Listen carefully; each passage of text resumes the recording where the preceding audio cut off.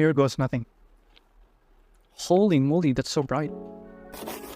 So, you're a teenager or in your early 20s and you're trying to improve. You're keeping up with your daily checklist in your habit trackers and you're trying to build good habits. You're doing all these workouts, journaling, and you're training your focus through all these deep work sessions, etc. If you're familiar with this path, you've probably come across this one scenario where people have started labeling you with all this, you're too selfish, or you don't give time for others, you're so self-obsessed, like to have such an ignorant or narcissistic behavior. Yes, they may not call it out directly, but you know the indirect cues. If this sounds familiar to you, this video is exactly to get that concern out of your mind. Personally, I had similar thoughts about myself when I started, and then this one thought, this one realization hit was that self-improvement isn't about being selfish, but rather it's actually about being selfless in the long run. Let me repeat that again. Self-improvement is actually about being selfless.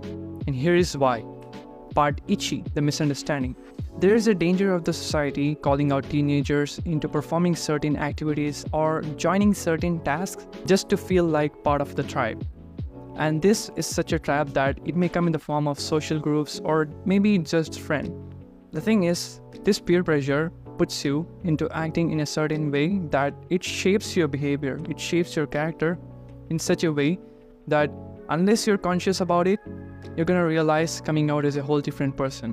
And then these kind of individuals who try to look generous in their early ages end up with a mid-hit existential crisis when they've hit their 30s or 40s. And then they realize, oh, I need to give time for myself, and they take off time from their busy lives while they have to manage their family and business.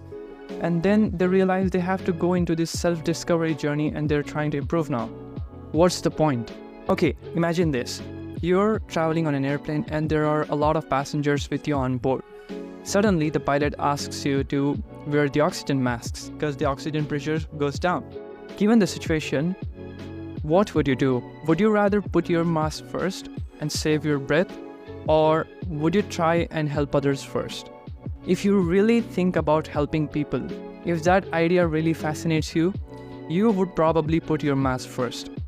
Now this may look opposite, but it expands to all of our life's experiences. If you really think about it, when you save yourself first, the likelihood of saving others increases drastically. So it's not the decisions you make for yourself, but it's also for those around you. This is such an important realization to have already, that when you're improving, you have to know that it's not just about you. Which leads us to the second part of this video, part Ni. Self-improvement is future service. You heard it right. Self-improvement is literally just future service. Before I get into that bold claim, I'd like to make one thing clear, that I'm not someone who hypes about the term self-improvement in itself, but rather it's actually the concept of self-improvement where it gives you a free space to learn how to fail, to learn how to pick yourselves up, to become more resilient, to become more disciplined. And coming back to the point, if you really think about it, when you start trying to improve yourself, you will notice that the people around you look differently. And if they get inspired, they start improving themselves. Majority of the time what happens is when you're trying to do something good and you say it out loud, you have this good intention of getting others involved in it too, but that's not how it goes. Instead, they start blaming you. And then as a resistance to it, you get enraged. So instead of that, if you really want to improve their life, start with yours. It's really important because especially in this generation, nobody gives a like, I have to admit it, because especially the teenagers, they've got a whole lot of distractions on themselves, including myself. I know I have my own faults, but in general, nobody's gonna listen to you unless you have the results, unless you have the evidence behind what you're saying. So instead of calling them out, working on yourself is just the best thing. One is for yourself and also indirectly for others, because this is such an influence that you've heard about those aura thing, right? To be more practical, this is what aura means. You're improving yourself, that automatically influences and inspires others to get on the same track and discover themselves. And on a side note, to have a reality check, not everyone's gonna be like that 60-year-old guy whose business blew up about his KFC chicken, or someone as an artist who is like Mozart, who discovered his potential in his early 20s. Like, all these are extreme examples, and For people like you and me, that's not the reality. So instead, this is the manual way of self-discovery. Part C, the mindset. Here is where the important thing comes in. Your purpose and your clarity. Without this, you cannot actually perform any activity long term. Without having this properly set up, you can't expect to have a proper motivation that fuels you throughout your long-term goals. What I mean by that is, if you don't know why you're doing what you're doing, you can't stand a chance against odds, because all these social media reels and those edits may hype you up for temporary, but the thing is, if you really want to have a constant, if you really want to build up consistency on whatever the thing you're doing, the one and only way is to have a certain clarity. I'm not saying to have it all figured out. I personally don't have anything figured out myself. But the thing is, doing the action consistent basis. The thing is, you have to get started and do the action. Start small, and this may look like very general, but if you really think about your problems, you may have the answers figured out itself, because you know what to do. Sometimes the answers are just like you found it on flow. You're doing the work and then some random thought hits you. That's where the solution to Q comes in. So ultimately, you rely on doing the actions. So here's another example.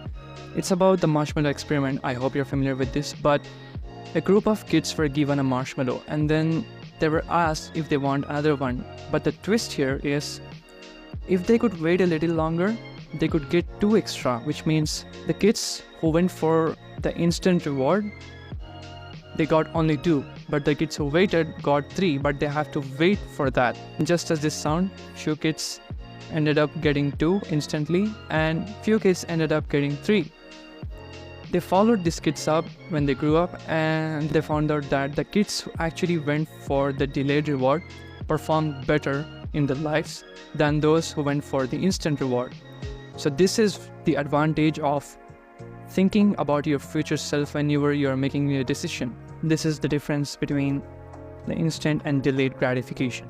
So the proper mindset to have in this scenario is to keep in mind that when you're investing time, especially as important as improving oneself, improving your own self, you gotta make sure that you don't feel bad about it. Especially when you're doing in silence and you're not saying it out loud. Because a lot of the people do it either for validation or just to feel good about themselves. And when you're doing it in silence, you have to figure everything out on your own. So that's the thing. So when you're improving next time, it's not about you. Make sure to have this mindset that it's not just about you. It's about the people who you're gonna meet in the future. It's about the society that you're trying to look. Look, society does not always count as in massively, like the whole population or the humanity. It can start as small as your family, friends, or the people who you interact with daily. They are your society now. If you learn to manage those, if you learn to have proper resistance against them, if you learn how to resist these people, then you can perform anywhere outside. So this is something really underrated. So yeah, next time when you're improving, don't feel bad about yourself, and I hope you take action. For this video, it wasn't really about something physically taking action, but it's actually about having the clarity and the mindset. So just for this sake, I'll let you give some actions, which is within this week, try to do something different. I don't know when you're watching this, be it at night or morning, do something different. Write a page in the journal or hit 10 push-ups. That's it. It could be as simple as that. The point is, it's not about the action. It's about the resistance towards the comfort. Like personally, I thought of gifting myself an 8-pack app for my birthday, but it wasn't possible as I was busy with other things. Now it's less than a week from my birthday, so who's to blame for it? Because it's not possible. You see the thing, even though it doesn't happen, but you still do the work, and even though it doesn't give you the reward, but you know that you're gonna get something back in the long term. So even if you just stay away from bad things, that's already a progress counted. And you, John, having a really bad posture, I know, so sit properly when you're watching this. I hope you take action. And okay, here's the side talk. Yep, I've been recording from past 3 days over the same topic, and I'm really cooked up, and I think this is the one. I suddenly had this inner feeling that this might just blow up, because this is something really important that I need to get it out. There's a whole ton of information, And now there is also AI. So what's the point of making this? That's when I realized there's one thing AI can never replicate. It's the human experience. I think all these people and the AI can never replicate is the individual's experience. So as long as I have that, it's always going to be unique. There's something that I'm going to be representing that nobody else can. And that fact alone makes this entire process worth it. So yeah, I hope you enjoyed this. I hope you learned something in this video. And I hope something was valuable. And I hope you take the values from this video and actually start to take action. So yeah, this made me look like a positive guy, but I'm not that. So yeah, go to your work. Yeah, go to your work. Gamare.